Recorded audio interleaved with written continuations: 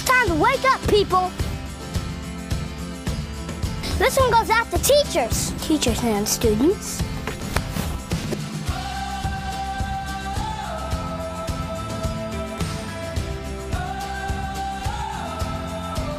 It's time to get our learn on.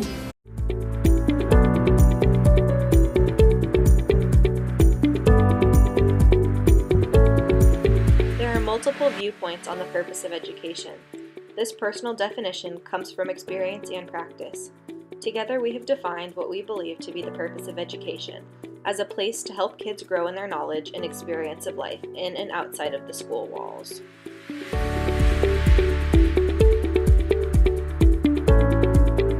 I believe the purpose of education is to grow all of our children, not only educating them on the fundamentals, but helping them grow as people and to mature into the adult that they're meant to be. If we want to develop moral students, our goal should not be to create compliant, rule-following, perfect students.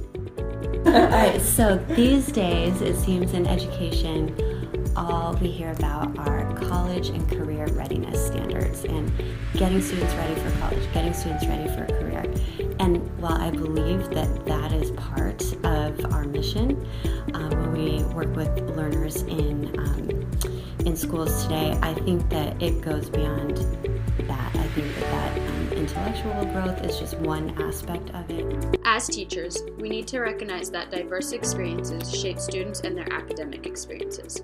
We need to work to place equal value on interests to help them gain curiosity, to motivate and engage them. We need to form relationships to build a strong community in our classrooms. Listening to the students and trusting that they are doing their best is a good way to do that. Students need someone to value their full potential. Teachers need to show students how to become active and engaged members of the community.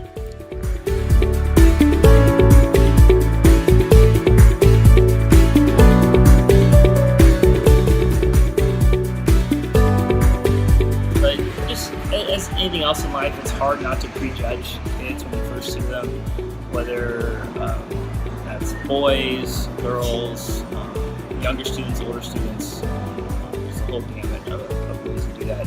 We try really hard to put those aside, but I think our prejudice always sneak in a little bit. And one thing that's kind of cool about that is I'm more often than not surprised that kids can be wrong. The prejudgments I may have had in the past. There is no one set of knowledge. We need to stay focused on the student, whether that student is gifted and talented, special education, or both, as most kids are. Life's a school, and you gotta show up. You can't just sleep in. You can't be late.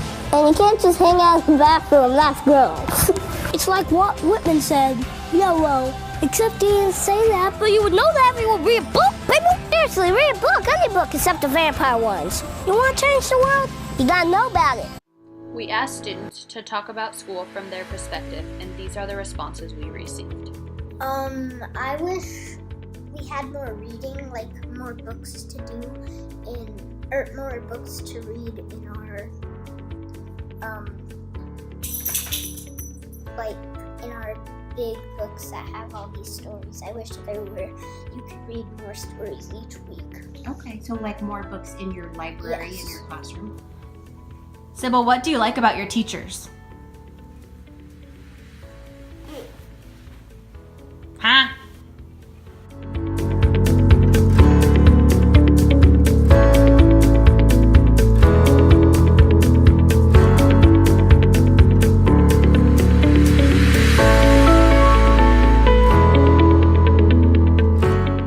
Teacher lets us do fun projects.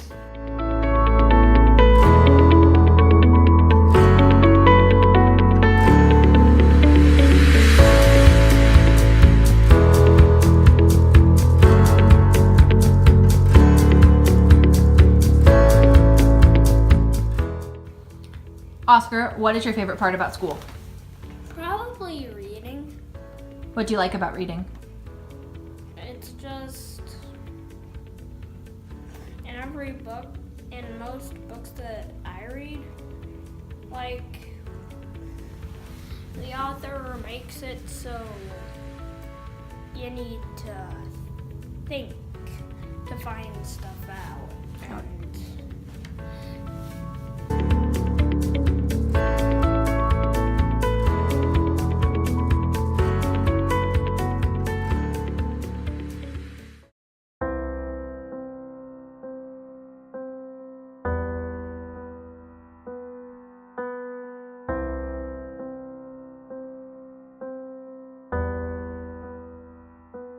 Students with specific learning disabilities have increased from 796 cases in 1977 to 2,264 cases in 2014. Dear teacher, I know it doesn't always seem like it, but I really do want to listen and learn. It's just my brain is kind of different. So this is what I'd like you to know about me. I have to move, or I really can't pay attention. Even though I'm not looking at you, I can still listen to what you're saying. If you tell me, sit up straight, now I have to use all of my brain to do just that.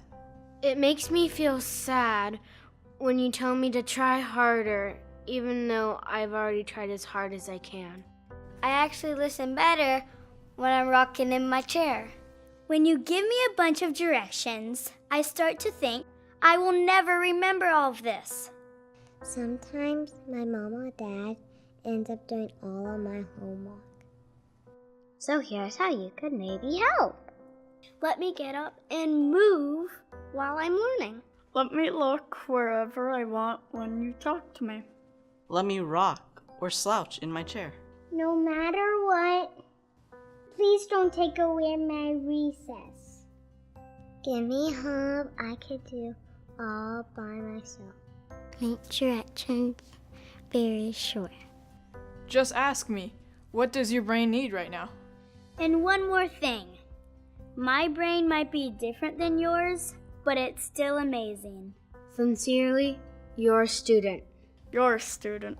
Your student. Your student. By the 1960s, the civil rights movement encompassed students with disabilities. Within the context of equality and educational opportunity, students with special needs could participate equally in schools with other students only if they received some form of special help. I don't think that at the level that I'm teaching right now, which is third grade, that they are. I think it's not super. Most of the kids aren't super aware of the differences. Towards the end of third grade, they start to notice more of the differences in others and in themselves, and then it can become a problem. As far as staff, I would say no, but that's also my hope. But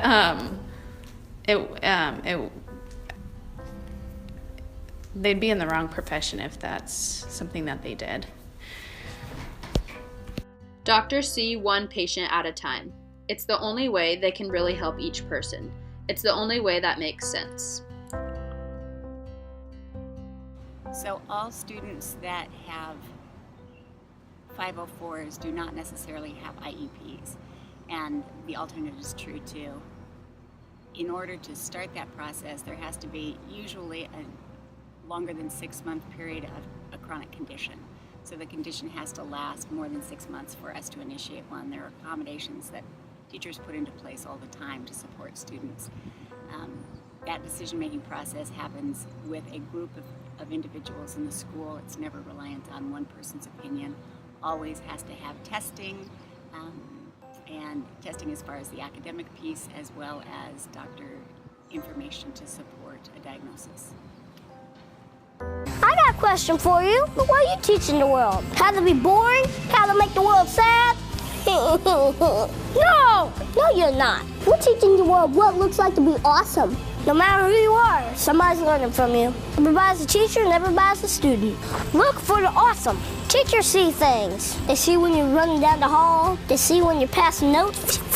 But they also see the person that we can all become someday. A writer or a speaker or Martin Luther King. Teachers, keep teaching. As teachers, we make decisions and judgments daily about the readiness level of our students. I think the best thing about being a teacher is knowing that you're planting these seeds and helping them start the foundation of their education as they go forward, and just being able to spend that time with those little darlings brings so much joy. You cannot look away from what kids really need. You cannot know a kid whose voice you don't listen to, whose interests are a mystery, whose family is excluded, and whose feelings are viewed as irrelevant to the educational process.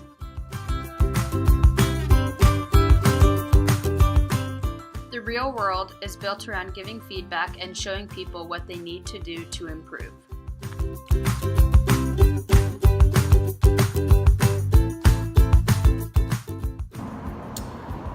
Well, I think there's two different things there. So I like the Common Core curriculum. I like the idea of familiarity. We move from one city to another or state to another of the same curriculum being taught at the same levels.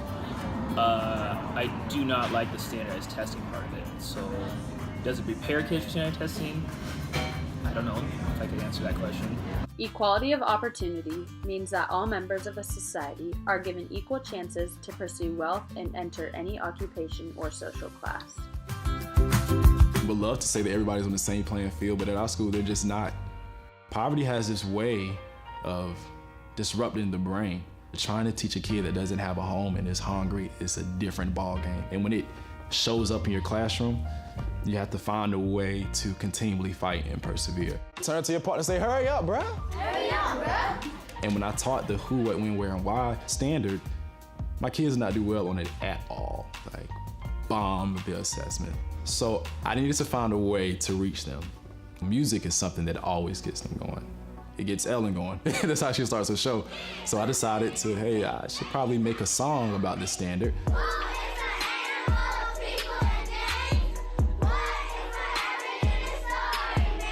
They are actually writing the lyrics, shooting it, editing it. So I said, okay, so we may have something here. And they've passed with like flying colors.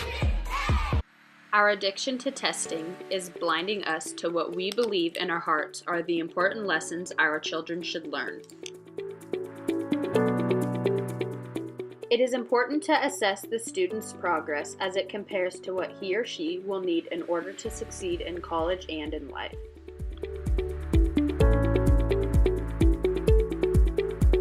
History. We gotta study it so we don't repeat it. But if history does repeat itself, then I'm gonna name my pet dinosaur Reginald. I just hope he doesn't eat me. We can't just study history, we gotta make history. And history's made by ordinary people. Ordinary people like you and me. And that guy. The world's greatest thinkers. The only teachable students are happy students.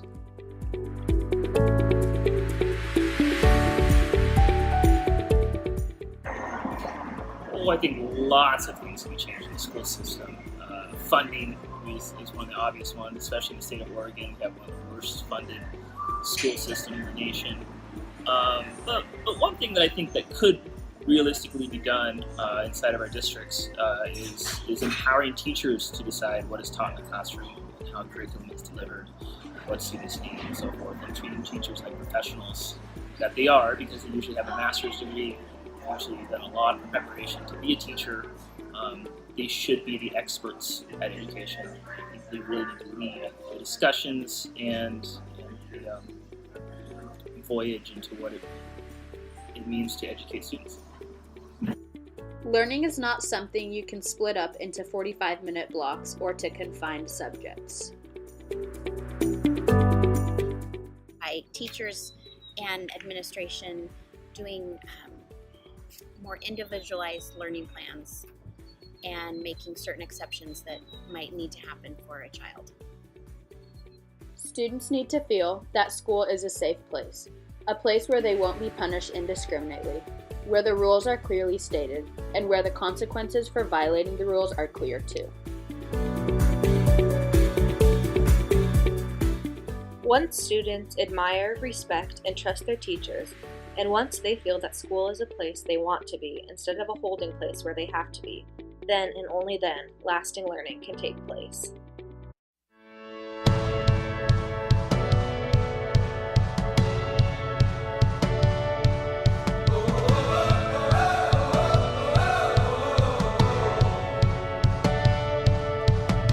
I feel like new sunglasses, like a brand new pair of jeans.